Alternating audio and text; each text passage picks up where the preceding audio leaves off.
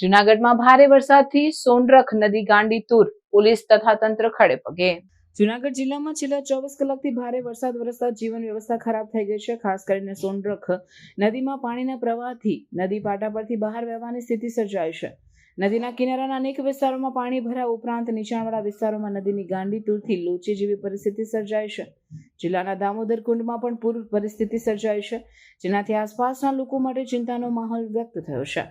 મુખ્ય રસ્તાઓ અને માળખાકીય જગ્યાઓ પર ભારે પાણી ફરી વળવાના કારણે ઘણા વિસ્તારોમાં મોટા ખાડા પડી ગયા છે।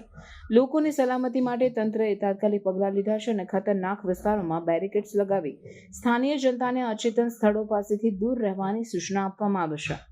દરિયાકાંઠે ખાસ કરીને સોનરખ નદીની આસપાસના ગામડાઓમાં લોકો માટે એલર્ટ પણ જાહેર કર્યું છે। પ્રશાસન અને પોલીસ દળ સતત ખડે પગે રહીને અસરગ્રસ્ત વિસ્તારોમાં રાહત કામગીરી કરી રહ્યા છે। ટ્રાફિક નિયંત્રણ, બચાવ દળો, પૂરગ્રસ્ત વિસ્તારોમાં મોનિટરિંગ સહિતની કામગીરીમાં પોલીસના કાર્યોને સરાહના મળી રહી છે। સ્થાનિક નગરપાલિકા, ફાયર બ્રિગેડ અને એનડીઆરએફ ટીમ પણ તાત્કાલિક પ્રવૃત્તિ સાથે કામગીરી કરી રહી છે।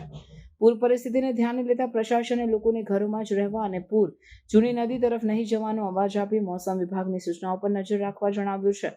હાઈ એલર્ટના પગલે તમામ સર્વિસીસને સતર્ક થઈને સહાય પૂરું પાડવા તૈનાત કરવામાં આવી છે।